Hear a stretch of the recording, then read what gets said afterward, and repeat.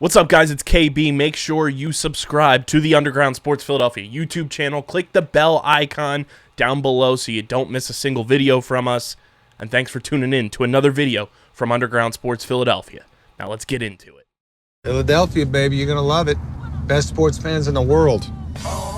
Actually, the worst, but that's what makes them the best. What is going on, everybody? Welcome into episode number 516 of Underground Sports Philadelphia. It's KB and Matt coming at you a day early because tomorrow is my sister and Matt's wife's birthday, so we're getting ahead of things. We're going to celebrate tomorrow, podcast today. We got a lot to dive into across the board with the team. News, the Eagles making some signings, so we'll get into all of that. Plus, we'll get into just everything we typically do and Survivor, obviously, at the end of the show, just to recap everything there. But before we get started, make sure you guys are following us on the socials at Underground PHI, Twitter, Instagram, Facebook.com/UndergroundSportsPHI, Twitch.tv/UndergroundSportsPHI. You can follow Matt on Twitter at Matt Castorina. Follow me at KBIZZL311. Subscribe to the podcast feed on Apple Podcasts, Spotify, wherever you get your podcasts. We are there. Leave a 5-star rating and review. It does help the show continue to grow, helps more people find Underground Sports Philadelphia. And, of course, subscribe to the Underground Sports Philadelphia YouTube channel. That's where you get full video episodes of every podcast on our network. You get live streams, original content, clips, shorts. It's all on our YouTube channel. We are currently at 460.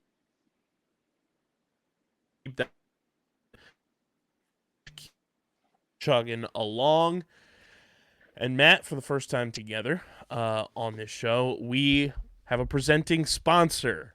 Underground Sports Philadelphia is now presented by, if you're watching on the live right now, or if you're watching on YouTube, you'll see it in the upper left-hand corner. But Underground Sports Philadelphia is now presented by the city of Vineland, our hometown. For them to get behind us is really, really freaking cool. We couldn't be more thankful for everybody from the city who, wanted to get behind just a small business in our town, and for them to get behind, the digital space as well is really, really cool. And we're super appreciative. And the City of Vineland Municipal Calendar features city-organized, city-sponsored, and city-affiliated events that are of public interest. The calendar, which is accessible at vinelandcity.org, is a good way for residents and visitors to build awareness, remain engaged with city government, and in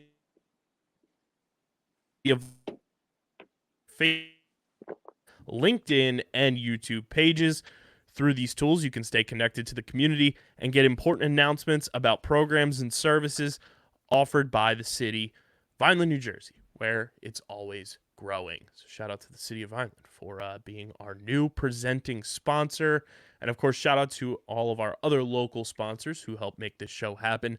Main Auto LLC, Security 21 Security Systems, Paul J. Gillespie Incorporated, and the Dental Wellness Center of Vineland. And, of course, our amazing merch partners over at PHI Apparel Company. They are exclusive merch providers. You guys can go to phiapparel.co and use code UNDERGROUND for 10% off any and all orders. More about them later on in the show. But, Matt, what is going on, my brother? I am living the dream, It is one of those times on the calendar where it feels like everything is happening all at once. Shout out to the Oscars. NFC base going on, spring training's happening, the Sixers are playing, and before we continue into anything else, I wanted to get your take on the Flyers finally making a smart decision and firing Chuck Fletcher. Should have never hired him in the first place. You should have pre-fired him by never hiring him. I'm not even that plugged into hockey, and I knew this guy was a disaster. He had ruined the Minnesota Wild previously, before coming to the Flyers. So it's one of the only smart decisions they've ever made. And they're very much banking on this trend that happens in hockey in the last, decade, where previous players come back and restore former glory and are great like GMs and things like that. So obviously hopeful Danny Briere can maybe forge a path forward. I'm shocked that it took this long. He has not done anything of value. I think he's just been more of a damage to this team because he's been able to make what were win now moves with a team and a roster that should not have been anywhere near trading away future picks and capital to try and improve in any meaningful way. So yeah, I think it's way past its due, and I'm glad he's gone. Yeah, it's literally the LeBron moment. It's about damn time. Took way too long, and like you said, they should have pre-fired him by never hiring him. But ding dong, that witch is dead. The witch that's not dead is NFL free agency, as it's off to a wild start. Right before we started recording this podcast, while you guys were recording Top Bins earlier, which you guys should definitely go check out. Subscribe to Top Bins wherever you get your podcasts. The Eagles have made some moves. They have signed running back Rashad Penny, and they have brought back the giant killer, Boston Scott, back with the Eagles. So now a new look Eagles backfield, as of right now, is Rashad Penny, Kenneth Gainwell, and Boston Scott. Yeah, I think that's really not that bad. We've seen Kenneth Gainwell pop in big moments, and Rashad Penny is very injury dependent, right? We've seen when he plays, he's a good running back, but it very much depends on his health going forward. But I think you could do pretty well with Boston Scott and Kenneth Gainwell. I think Gainwell is going to be someone that we're really going to be turning on a lot too. I also saw James Bradberry returning as well, which is a big return too. Official James Bradberry. Wow.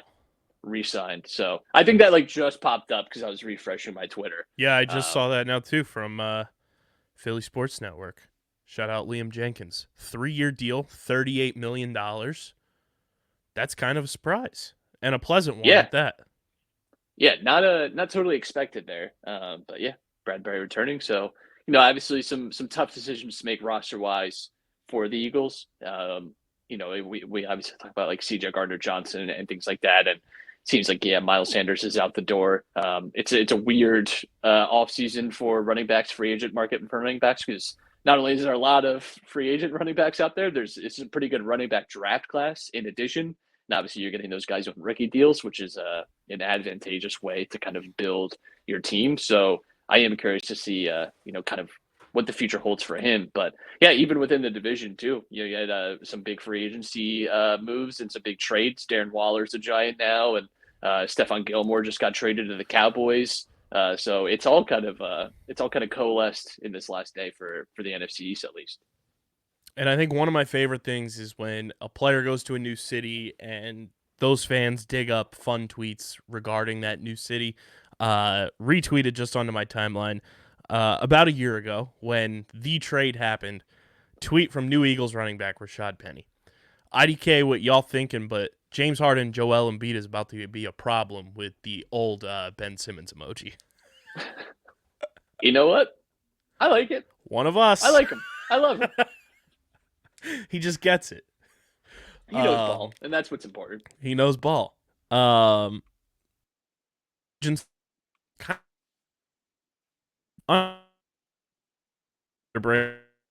the Carolina Panthers. Just a crazy carousel of mid quarterbacks. Jimmy Garoppolo, we don't really know what he's going to be like post-injury now, going to a familiar situation with McDaniels. No Darren Waller now, though. He's going to Vegas. Sam Darnold going to San Francisco. The Vikings making cap space to redo Kirk Cousins' contract, and everybody's just waiting for, 3/4 of what Aaron Rodgers used to be to go to the New York Jets, as they court every single former Green Bay Packer receiving weapon of the last decade. I think Jordy Nelson might be signing with the Jets this week. Has there ever been a more telegraphed experiment that is going to fail than Rodgers to the Jets? Everything about this is this is going to be terrible. They're nowhere. They're not even going to get to an AFC Championship game this year. No, they're not even going to win that division. It's so bad. I do not understand giving a 40-year-old player that probably has 1 year left so much control over your future and who you're signing and what assets you're using or giving up in cap space and future flexibility. I get that you're the Jets and you feel like this is a really big opportunity for you to maybe break off some of the rust and maybe make a run at a Super Bowl, right? But I have zero belief that Rodgers on the Jets is really anything. I just cannot see that resulting in, because if you make a bet like this, the hope is at the very least you're in an AFC Championship game. Right. I do not think the Jets with Aaron Rodgers are any better than the Chiefs, the Bengals, the Bills. I'm not sure they're better than the Dolphins. No. Who have made some upgrades during this window as well. Like, that's 4 teams just off the top of my head. If the Ravens are healthy this year, I'm not sure that they're actually better than the Ravens, and if Lamar Jackson is on that team. The Chargers, they're better than the Chargers. Come on. I don't even know if they're better than the Jaguars. I don't know if they're better than Jaguars either. Come on. What are we doing here? What are we doing? I don't see it. I don't see it really working out the way they want. But they'll have Aaron Rodgers, and they'll get to feel happy for a few months at least until July, and they're back at training camp, and you realize you have Aaron Rodgers on your team and all the extra circus that has come with that over the last few years. There's an old Dimitri Martin bit where he talks about the graph of like how hot the girl is, how willing I am to listen about how intelligent her cat is. And there's a similar type of graph for quarterbacks where it's like how good you are, how willing I am to put up with a lot of nonsense, like at a certain point you reach, it's the F around and find out point, where it's like, it's no longer enough, that he's just good on the football field. He's not good enough on the football field anymore to really put up with all the crystal and mud bath and darkness retreat stuff. You kind of get over it at a certain point. Yeah, and I mean, on to the big trade that happened between the Bears and the Panthers for the number 1 overall pick, sending DJ Moore to Chicago. So now Justin Fields, it's all on him to kind of put it together and has the weapons around him, and we'll see what happens with the Bears now. Yeah, it's weird too because offensive line is like a really big area of need for them, and they still have the draft to address this, but haven't done that so far in free agency, which is a little surprising. For them, I think getting someone like DJ Moore is not a bad deal. He's certainly capable of being like a wide receiver 1, but again, this is another situation for him where he's stuck with a quarterback that isn't necessarily known for being a above average even passer. So that's frustrating, but it is an upgrade on the wide receiver room because really they only had Darnell Mooney and Chase Claypool. Darnell Mooney coming off a season-ending injury too, so you obviously hope that he returns to kind of what he was before, but even then he wasn't exactly an elite wide receiver to begin with. It's interesting for Carolina because they get the power of choice, and the reporting is that they're between C.J. Stroud and Anthony Richardson. Anthony Richardson obviously had a really, really strong combine, and people are just very in on a lot of the traits and the physical tools that he has, and kind of forecasting what he could be. Like, he's kind of the home run pick, but you can very much strike out on him. Whereas CJ Stroud is probably higher floor, maybe not the ceiling that you'd want, but he maybe doesn't have the ceiling of an Anthony Richardson. Not many people have necessarily the ceiling of an Anthony Richardson. But yeah, it seems like it might be between those two. I'm interested to see kind of what wins out. I personally, if I'm in that position, I'd rather take the big swing. You only get an opportunity to draft these guys once. Typically, like most teams do not have the ability to draft the big future MVP, right? Which is what he has in that potential. And I think if you trade up, do you trade up just to get a stable guy? I'm not so sure. And I don't want to besmirch CJ Stroud because I think he's a good quarterback, but I do wonder what pathway they take now. But they get the power of choice, which is crucial. Under me, in free agency so far, Javon Hargrave gets the absolute bag from the San Francisco 49ers. $40 million guaranteed up front on an $84 million contract over the next 4 years. Everyone kind of up in arms about it because he goes to, a new look postseason rival with the 49ers and everything. But you have to look at it like this. The foresight that Howie Roseman has had over the past couple of years where he signed Javon Hargrave as a 29-year-old for $39 million over 3 or 4 years, and in that time also went and drafted Milton Williams, drafted Jordan Davis, so had the replacements ready to go behind Javon Hargrave, full well knowing that Hargrave had played his way into, an elite caliber contract like that. And then he goes to the 49ers, so that sucks, when it comes to playoff time more than likely. But who knows who's going to be the starting quarterback there, who's going to be healthy, and if they play Edward, one of two linebackers going to the Chicago Bears over the past couple of days. He joins Bud Dupree because, when you got to build around your franchise quarterback, you start with linebackers. Yeah, that was the thing with the Bears that I think was kind of mystifying, for sure. And yeah, for Hargrave, it's obviously a good deal. He's 30 years old.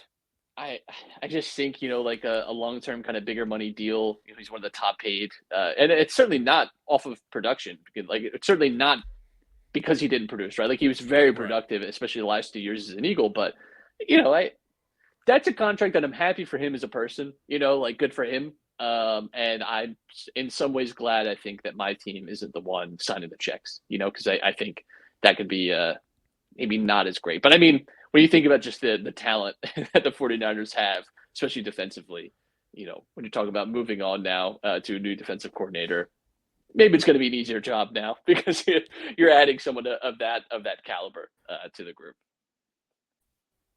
Yeah, and I mean, the big news was obviously Brandon Graham resigns. Was like, it's not about the money. I wanted to be here. Seems like he's just going to be a forever Eagle, which should be the case. And then Jason Kelce does the same thing. Tweets, I ain't fucking done yet. Does shots with Howie Roseman. And I don't think there's a more pure and beautiful way for Jason Kelce to re-sign and announce that he's re-signing and playing next year than the way he went about it. Yeah, you always it's always hard to tell sometimes because so many athletes, like everyone thinks Tom Brady is really funny. It's like, no, you think like the social media team that he pays to tweet for him is very funny. It can be a challenge sometimes to know whether or not it's actually that person tweeting that thing. I am 100% sure that was Jason Kelce actually tweeting that, and that he's in control of a lot of the tweets there. So that was a nice way to kind of reintroduce himself. I think if you're like assessing the outlook for the Eagles, it's really not that bad. I think I think people may be worried about what this offseason could do and in terms of losses, and it hasn't fully like actualized just yet. And you don't obviously have like the full free agency scope just yet, and you don't know what's going to happen at the draft. But I think in general, this team is still bringing back a very, very strong core that I think you can expect to compete again. I've seen a lot of like negativity, especially on the defensive end. Some of the pieces you're losing, like yes, those are good pieces, but I think you have to believe that this team can rebound from that. If I have to believe that there's like a potential for this team to still be. They're not going to win maybe 14, 15 games the regular season, right? But we were projecting them to be an 11 and 12 win team. That still would have been a very strong year. Would have been enough to win the division still, most likely. So I don't really see this year being all that different at this point. I still think there's going to be a very good team. Yeah, I mean, James Bradberry coming back is massive. Like that news coming through. He had full well played himself into a massive type of contract, and it seems like the Josina Anderson tweet from the weekend was kind of accurate, where the Eagles front office basically said, go out, see what's being offered to you, and then make sure we get an opportunity to match it. And 3 years, $38 million for James Bradberry, I think is a phenomenal deal for both sides.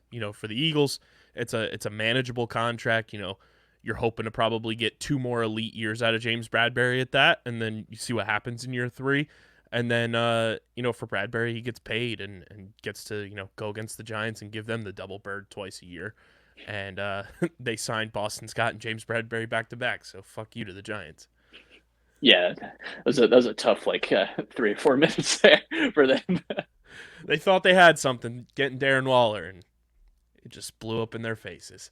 Yeah, I think if you have the opportunity to sign a luxury, if you have the opportunity to trade for a luxury position, you should always do it. I think you should always add a veteran tight end to your group and your quarterback who doesn't really throw the ball that much. I think it's always a good thing to do.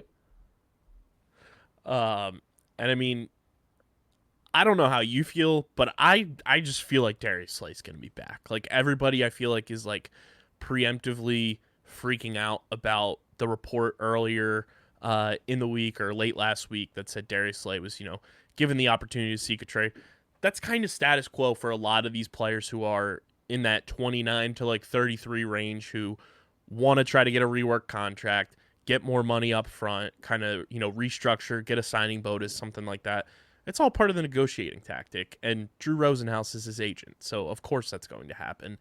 I would find it very difficult for Howie Roseman to willingly want to trade Darius Slay, unless some sort of like wild offer was thrown at them. But it also feels like Darius Slay would be his an Eagle, but we'll see what happens with everything. But I fully expect Darius Slay to be back in 2023. Yeah, I'm not sure what the market would be for him exactly either, because he's a good player, but contract is not, I wouldn't say like necessarily team friendly, right? And you're seeing a similar situation with Austin Eckler in the Chargers right now, where they're kind of renegotiating a contract. He didn't like the offers that he was getting from the Chargers and is seeking other trades, other teams to maybe get that better deal, maybe the deal he feels he deserves. Yeah, I don't feel strongly one way or the other with Darius Slay in terms of him returning. I don't think it's a disaster if he's not back. I actually think maybe getting Bradberry back might be more beneficial for the Eagles, but having them both would be good. But yeah, I'm not totally sure that he's like pivotal, but like him leaving too is not necessarily helpful. It's not like you're like moving off a ton of cap space or something, right? Like the Eagles, no matter what, are going to be kind of hamstrung. So I think it's probably better if he stays, but I don't feel strongly either way, I have to admit. Yeah, and I think either way, like if Slay is back or if they somehow, end up moving on from him, I'm fully convinced pick number 10 is a corner for the Eagles with that Saints pick. Especially when you have 2 picks in the first round this year.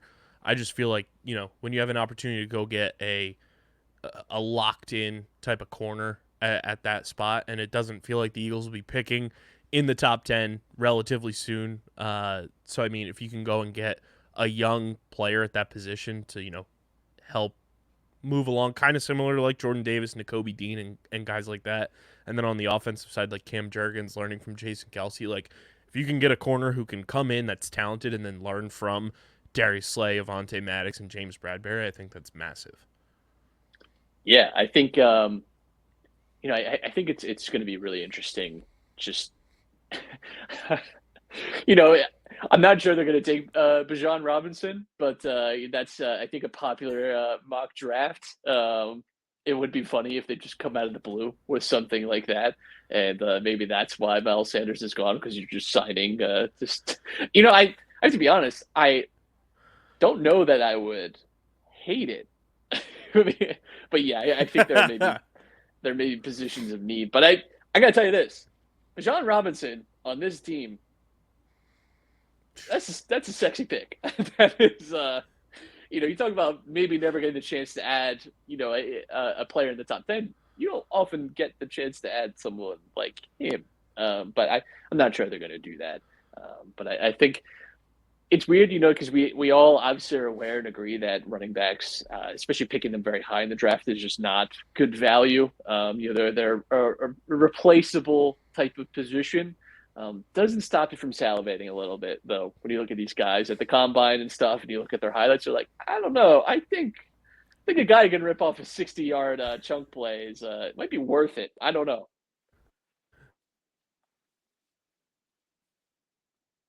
Zo says the best defense is scoring 60. I don't know. I think let's hear him out. Let him cook.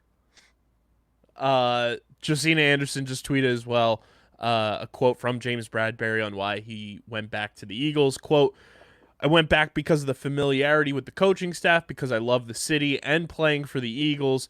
They also gave me a deal around what I was looking for. Yes, there were other teams that offered me more, but I feel like Philly fit me best. Fair enough. Love to hear Love to see it. Love to see it. Also, you brought up Stephon Gilmore going to the Cowboys. Like, doesn't truly scare me. Like, he was fine with the Colts last year, but like, he's not the New England Patriots Stephon Gilmore anymore. Yeah, he's not defensive player of the year, like big difference maker. But like if you're talking like good veteran, and we should also say though, people were saying something similar about Eric Bradberry, right? Like he was cut by the Giants, and you never know just what a change of scenery might do for someone.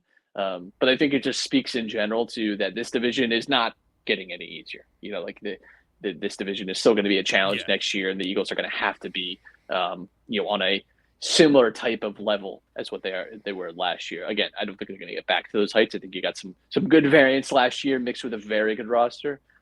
This year, you're going to have a good roster, and you have to hope for again just some good variance bouncing your way. But yeah, I think that the division is certainly not taking any steps backwards. Yeah. Mina Kimes tweeted a couple hours ago too. A healthy Rashad Penny behind that Eagles offensive line is a cheat code with the angry face. Known Seahawks fan Mina Kimes. That is very true.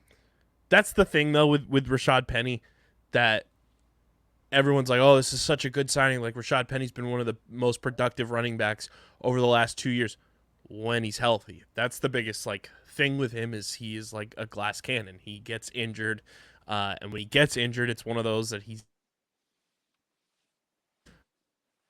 behind. But you have to be careful in utilization of him because he will get injured. Yeah, it's the biggest caveat with him is that he has his great numbers, and when you see him play, you see these explosive moments. And he was a great college player too. But again, he's just been a guy that's been unfortunate with injuries throughout his career. Again, you never know. Like maybe just change the scenery, maybe change of a medical staff. Who knows? You can just get a little lucky with it. But it seems like every year with him, he's facing some kind of stretch out for this. If not for the season, but through pivotal games. So I am curious, because again, you do have, I think you have a surplus of kind of veteran running backs. I actually wonder if maybe there's another guy on the Eagles list somewhere that is available to them. And you look around, there's not. Again, I think there's more supply than demand, and I think you might get I don't know, you might get something nice like David Montgomery's out there floating, and maybe you get him on it. I think there are options for the Eagles that this necessarily doesn't have to be the final running back room. There can be additions. And again, maybe you get to the draft and you really like someone. Who knows? I think you got to keep your options open. I think you'll really enjoy what I'm about to bring up here. AJ Brown is going rampant on Twitter right now, and not about what you think he's going rampant about. He's giving his takes. Shout out to Sixers Adam on fruit, and is now starting vegetables.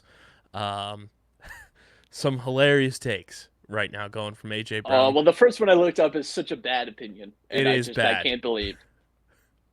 Which one did you stumble upon? The first one I saw is watermelon is trash. Yeah, that one's a horrible, terrible take.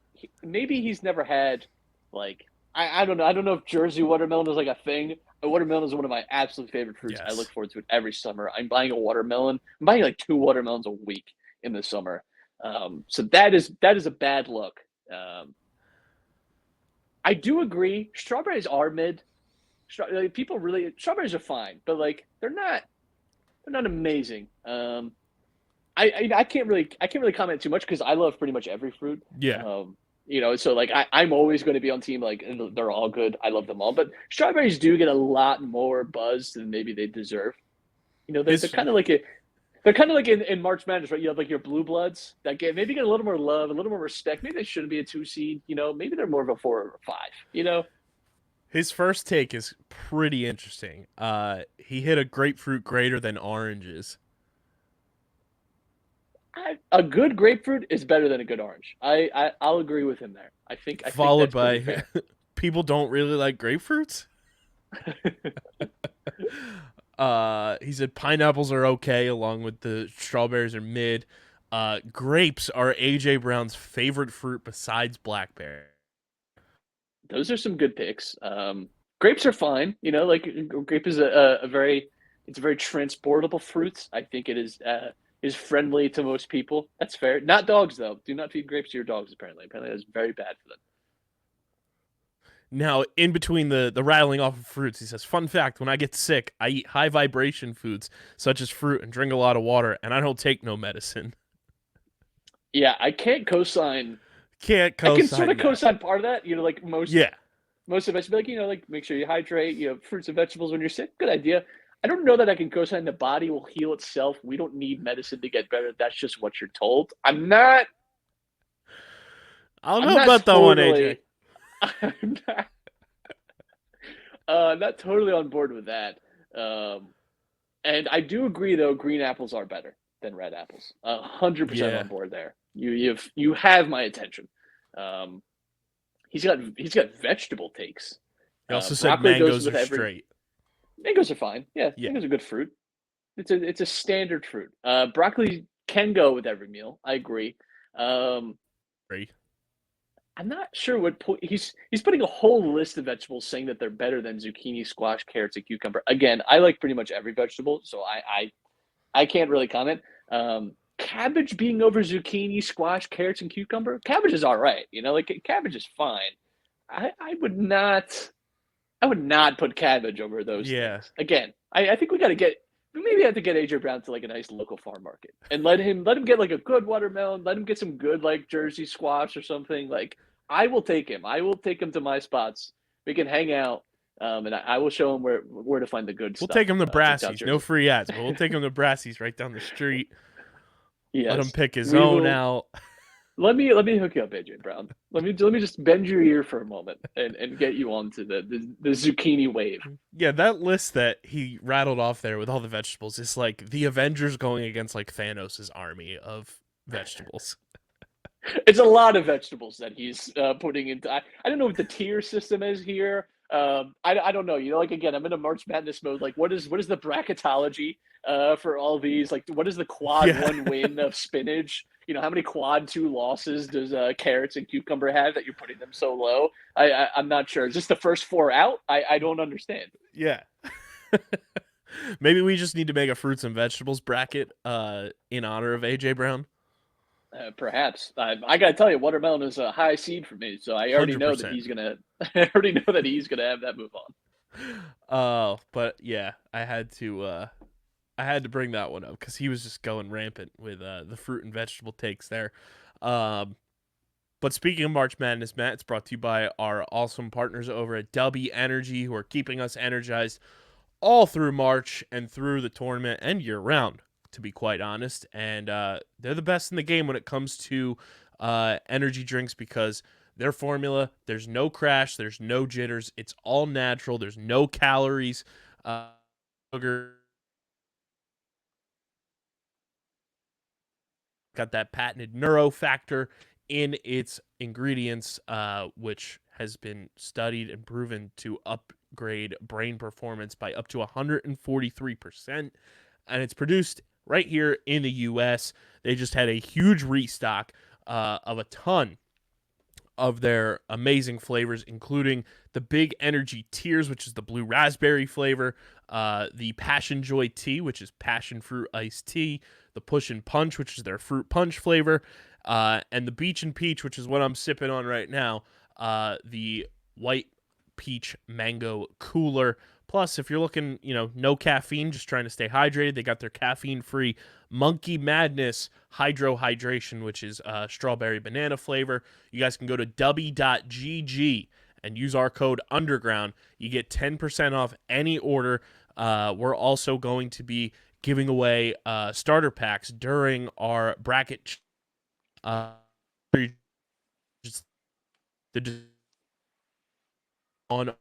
On your favorite podcast app of choice.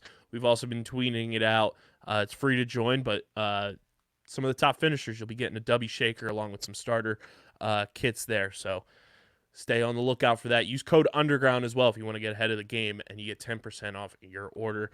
Matt, your thought on the bracket so far as Sunday night selection Sunday. We see everything kind of roll out. We got our first play-in game tonight, and then one on Wednesday. But your thoughts on the bracket?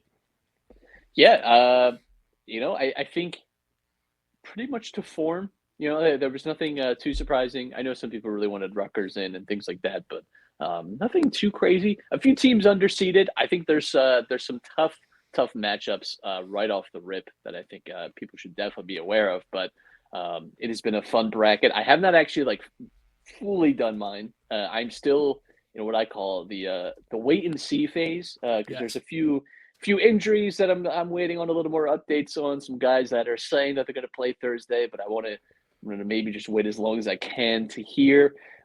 Maybe I want to get a look at some of the play-in teams and get a good idea. I know I saw we posted from some of our bet guys talking about that matchup. Gave me a good insight to those teams as well. So yeah, I think it's my favorite time of year. I love doing the bracket. I love diving into this stuff. And I think it's the most fun that you can have with sports. So I'm very much looking forward to it. But yeah, it has been a challenging bracket to figure out so far. Yeah, I said on the Selection Sunday show we did, I think this year is the first time in a long time that all 4 5 versus 12 games are actual like good matchups. Like there's been some in years past where it's like, oh, the 5's going to win, or it's like, oh, everybody's on top of this 12 seed. I think across the board, every 5-12 matchup we have is going to be like the best. Duke and Oral Roberts at 7:00 prime time on Thursday. You also have, I want to see here who else we have in the 5-12. You got Miami VCU versus Drake. Yeah, VCU St. Mary's, which is a great matchup.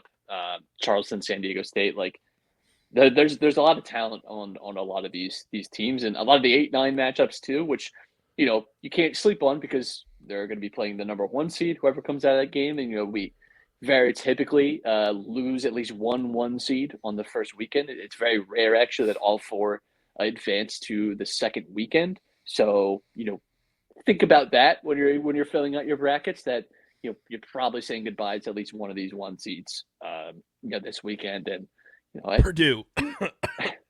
just be careful. That's all I'm gonna say. Just be careful. You do not want to have your bracket ruined on Thursday. Yeah. If it's ruined Sunday, you can maybe live with that a little bit. You work through some things, but do not want to be sitting Thursday at 6 p.m. like, what did I do to myself? What did I do to myself? Yeah. I think my other big takeaways from the bracket this year, Texas A&M got screwed being a 7 seed. I feel like they were a little underseeded. They should have been a little bit higher and drawing, just a tough portion of their side of the bracket. I think one of the best matchups that we'll also have that doesn't include, so it's the best 8-9. Memphis FAU is going to be just, if you like points, watch that game. 9:15 on a Friday night, you're gonna get points on points on points between Memphis and FAU. And I also love the schools that you like never hear of, and then you figure out that they have really freaking cool mascots. Furman being the Paladins is one of the coolest mascots I think in the entire tournament. Yeah, it's and what the Virginia's the Cavaliers too. So you get you get a nice little, I don't know, like like medieval matchup there. Yeah, it is cool too seeing like some schools that you're obviously not familiar with are there for the first time, things like that. Like Kennesaw State, right? Like is always a good story. Like UCSB, like is the Gauchos. Like it's a fun little game to play. I was filling it out with my friend who watches absolutely zero sports. And when I notice he's kind of waffling, I like look up the mascots and kind of give him his option. A lot of cat mascots is what I'm realizing too when you do this. There's a lot of cats out there. I think we need to diversify just a little bit. There's a lot of, and like it's a lot of times like generic, dude, like wildcats. It's like, what does that mean? We could at least be a tiger or a lion or something a little more stable. Like let's narrow it down. Let's not just be a little all bit the of wildcats. Panther, Jaguar, Yeah, even we get more specific. Houston being like the Cougars, like give us something. Right. I also love all the 2 seeds in this bracket. I think the 2 seeds are just as talented.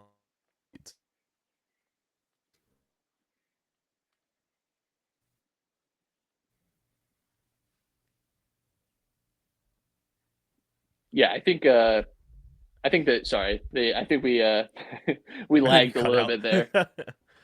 The two seeds are very strong. I think the problem is they're strong but flawed. Yeah. UCLA, I think without that injury to Clark is probably a team that you're really considering as being a national champion, but it's tough to see.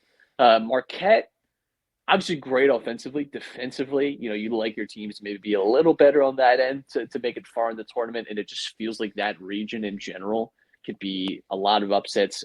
You could have any like 5 or 6 teams go to that region. I don't know that I'd be shocked. Arizona again has like struggled with consistency. They've been a good tournament team at times, but at the same time, like you've seen them just kind of give it up in key moments. And they could be tested. By especially if Utah State makes it out against Missouri and Arizona loses past Princeton. That could be a really interesting matchup. Texas as well have just like routinely underperformed as just an institution in March Madness. But if they are able to make it out of the first weekend, that bracket that region is doable for them, to at least make it to something like the Elite Eight. I think that is a potential pathway there. And I think the worst game that if you are a gambling person, I would responsibly wager lots of under on Iowa Auburn, because that game is going to be absolutely gross. Like if you have a couple errands to run on Thursday, I'd say do it around 6:45, because I think that might be the grossest game of the entire weekend. That one could be a little tough watch. I think Arkansas and Illinois too are two teams that have like struggled for consistency a lot this year. They've been very Jekyll and Hyde, and I think that one could actually even be in a similar kind of tier. Yeah, there's some gross ones for sure, but I'm excited. Thursday at noon, be kind of just being a couch potato for 4 straight days is going to be phenomenal. Make sure you guys join our bracket challenge. It's open and free to enter. We got lots of stuff up for grabs. We're working on some exclusive merch with the Glue Guys College Basketball Podcast, which are really, really sweet. Can't wait to get those out for you guys to take a look at from our merch partners at PHI Apparel Company. But make sure you join our bracket challenge. Last year, I think we had close to 60, if not 60 or more. We're trying to, just build upon that and have as many people in our bracket challenge. So go join that. It will be our pin tweet by the end of this podcast. So definitely go join our bracket challenge. Matt, the Sixers, it's brought to you by our awesome merch partners, PHI Apparel Company. There's no doubt in our minds that you guys, when you're going out to the Wells Fargo Center, your tailgates, going out to the local bar, Xfinity Live, you're going to stand with that are in Philadelphia exclusive merch from our merch partners at PHI Apparel Company. They're the best in the game. Easily the most comfortable hoodies I own have come from PHI Apparel Company. Gear up for Phillies season. Gear up for our live tailgate that they're going to be a part of with our friends over at PHI Apparel Company. Phillies, Sixers, Eagles, Union. They even have Philadelphia Stars stuff for the USFL. And, of course, all of our podcasts on our network have official merch, T-shirts, and hoodies. So you guys can go to phiapparel.co, use code Underground, and you get 10% off any and all merch orders. You can use that code whenever you want. That's how they know you're coming from us. So use code Underground for 10% off. Gear up with your merch. When you get it, tag us, tweet at us. We want to see where you guys are rocking your merch from. Matt, the Sixers are right back in it, even more so than last week. They are now tied in the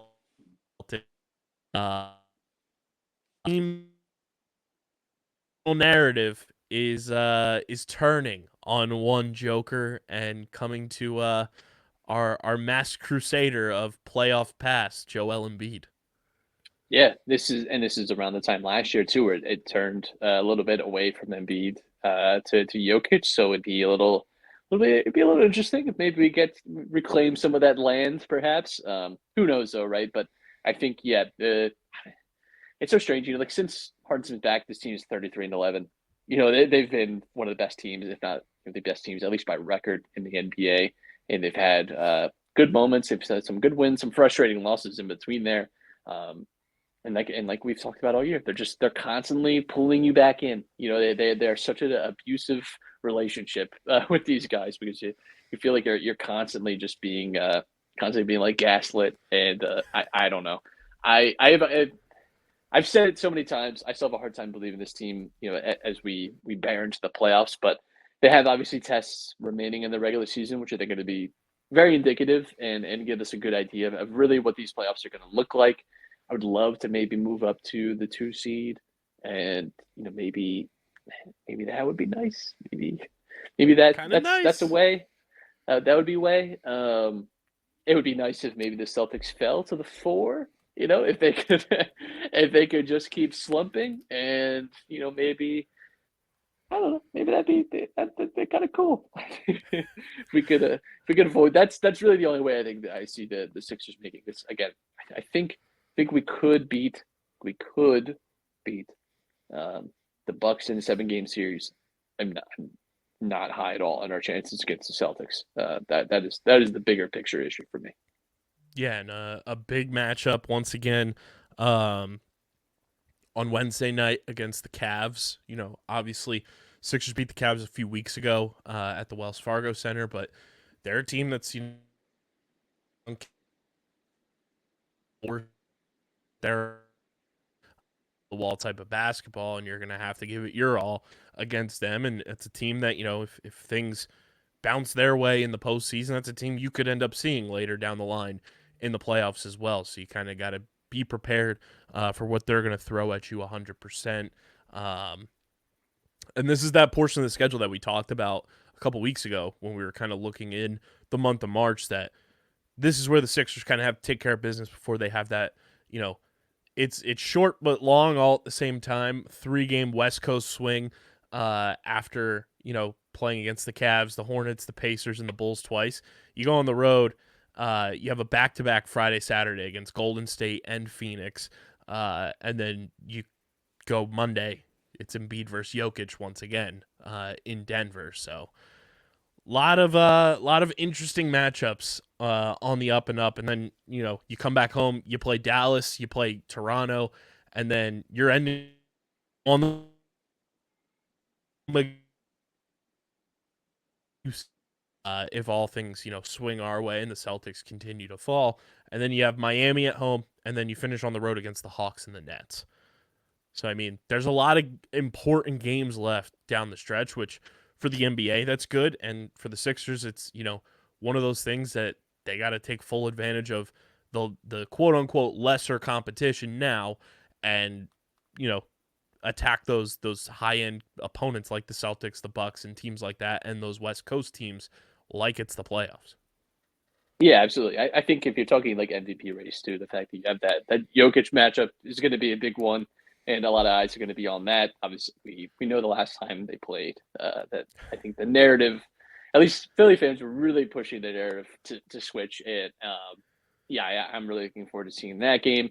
And like we said, there's going to be a lot of tests for them, which is exciting to see because I tell you that is what's so frustrating about this team is they've had these big wins. They've played well against like really good teams at times, and it's just so hard to get a read on them. Because they have just had this weird inconsistency about them. But if Embiid is able to play the way he has in the playoffs, because it does get harder then. But like how efficient he is, the bag that he has, and the tools, the comeback the other night, right? Like I just it gives you this belief. It gives you this belief that this team could be something really, really special. And I hope they realize some of that. Yeah, and I mean, did you see somebody screenshot from one of Zach Lowe's articles on ESPN? The headline of the article is supposed to be talking about Michael Porter Jr. and Zach Lowe literally just divulged into an Embiid Jokic thing and why we need to not stray away from Jokic being the MVP and why he's this good, and just throwing all the metrics and numbers at people. And I was like, this is supposed to be about Michael Porter Jr. and we're doing Embiid versus not the MVP. Like, what are we doing? Yeah, he really loves he really loves this MVP debate. He's certainly he's on the list. You know, he is on the list. Zach Lowe's MVP, when he sees the initials for MVP, V stands for VORP. Yeah, Most it's all the VORPable player. advanced stat stuff. I love how the goalposts constantly shift in MVP discussion. One year it is about advanced stats, the other year it's not. You know, it's about triple doubles and things you can do and whatever. It's the same. It's always something stupid. It's always some dumb narrative that people latch on to. There was one I saw that really just made me want to just throw my phone out the window. Somebody tweeted Jokic has never had an all-star teammate, and that's why he deserves the MVP. He's doing it all. Yeah, on his own. what a poor, sad situation. I feel so bad for the guy. Must suck to have a power.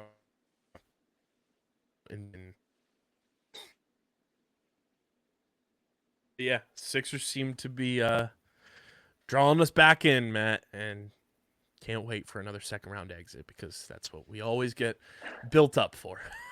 Maybe they'll switch it up and put us out of our misery in the first round this year. Someone that didn't put us out of our misery, they actually brought us a lot of joy. I wanted to get your thoughts on the Union, almost buzzer beater win in the 90th minute, and then we got CONCACAF Champions League again tonight. Not the sexiest win, but it's not putting 6 or 7 past teams, but a win is a win. 3 points is 3 points. I think what's nice about this is Torres, again, just kind of unlocking defenses. And we saw that in the opener against Columbus, and we saw it again over the weekend. And I think, again, a pattern is forming a little bit of just not a great connection up top, and we're not seeing maybe that same synergy. And I'm starting to try and dive in a little bit and see what the difference is maybe tactically from this year to last that has promoted that change or that switch a little bit.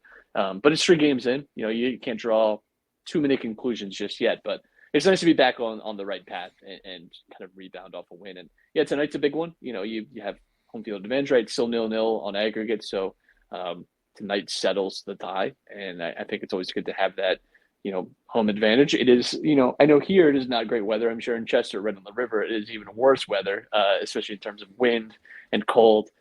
Who knew? March night games, not great.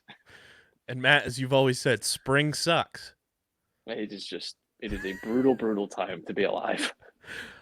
We do have an update on the A.J. Brown dissertation on fruit and vegetables. He said, I took everyone down the fruit and vegetables rabbit hole because everyone needs to relax. We're going to be fine. People are getting crazy, and just needed everyone to kind of take their mind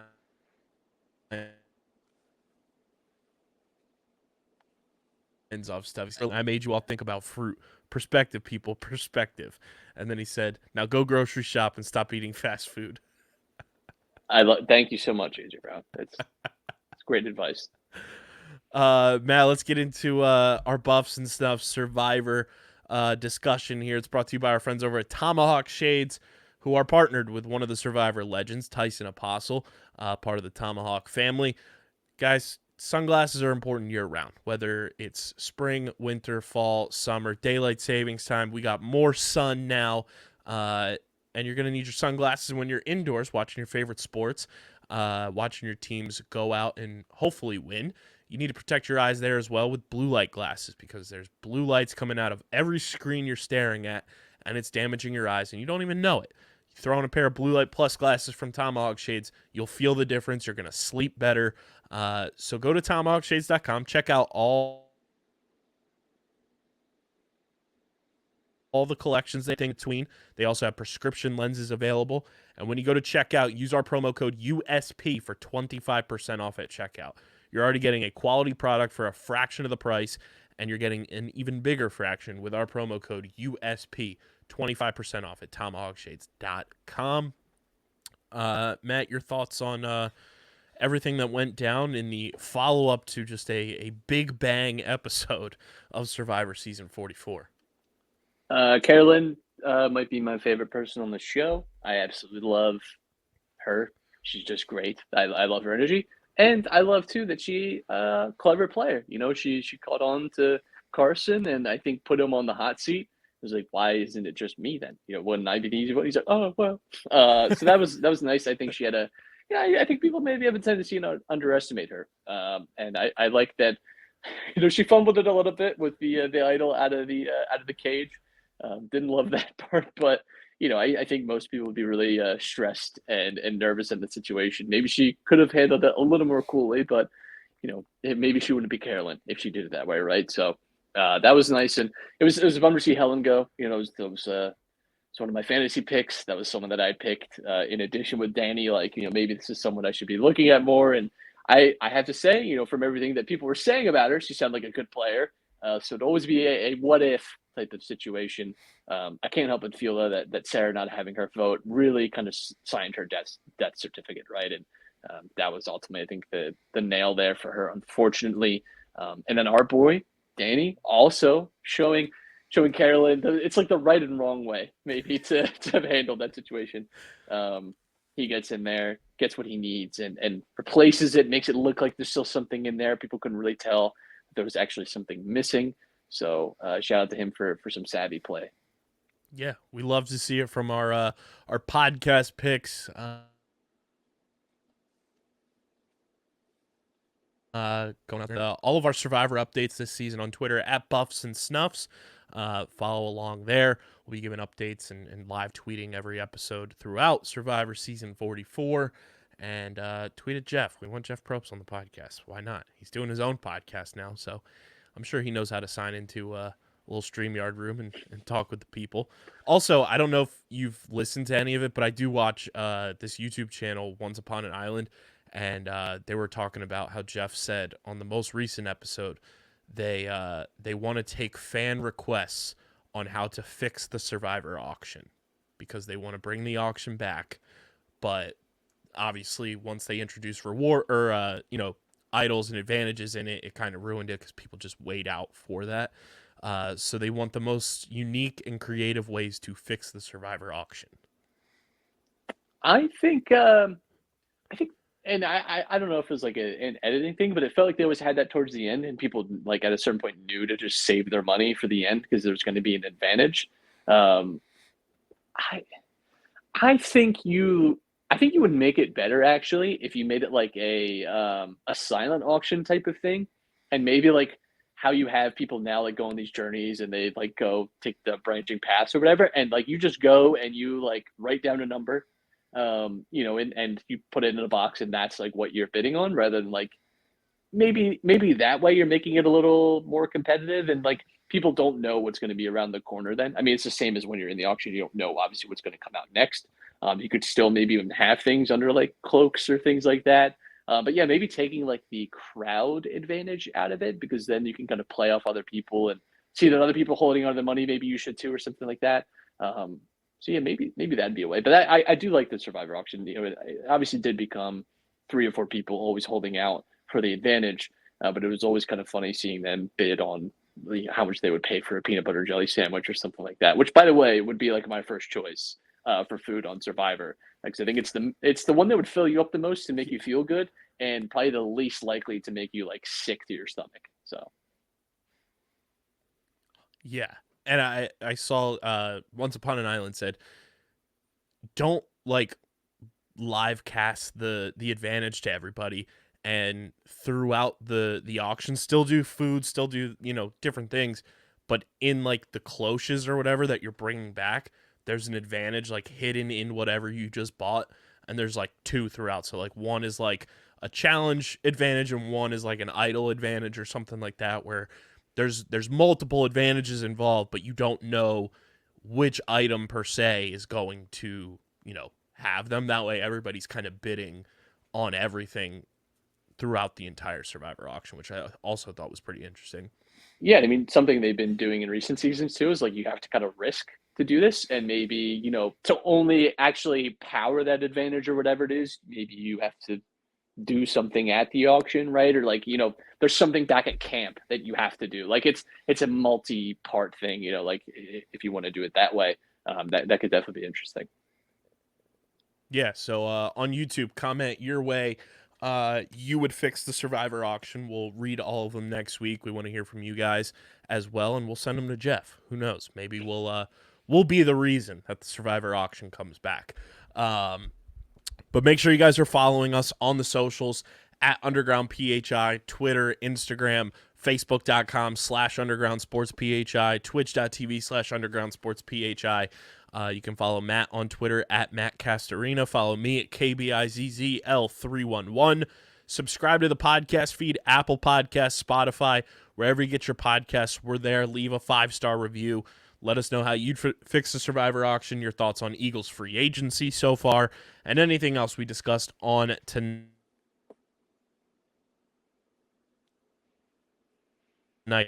show. YouTube.com/at Underground Sports Philadelphia. It's where you get full video episodes of every podcast on our network, as well as shorts, clips, live streams. It's all on our YouTube channel. And Underground Sports Philadelphia obviously is now presented by the City of Vineland. And whether you're a company looking to expand, relocate, or are a new business startup, selecting the right location is critical to your success. And Vineland, New Jersey offers both an affordable business location and an excellent quality of life. The city's economic development department is a one-stop source for moving your project through the development and approval process. Their goal is to make this process as smooth as possible and to provide the fastest turnaround times in the region. If you are considering potential locations for your operation, contact the Vineland Economic Development Team at 856-794-4100. That's 856-794-4100 of Underground Sports Philadelphia. And also thank you to Main Auto LLC, Security 21 Security Systems, Paul J. Gillespie Incorporated, and the Dental Wellness Center of Vineland for also being incredible sponsors on this show. And our merch partners, PHI Apparel Company. Get your merch, phiapparel.co. Use code Underground for 10% off any and all merch orders. This has been episode number 516 of Underground Sports Philadelphia. Enjoy March Madness. Join our bracket challenge. It's our pin tweet on Twitter. And we will see you guys next time. But for Matt, I'm KB. We are signing off. Peace.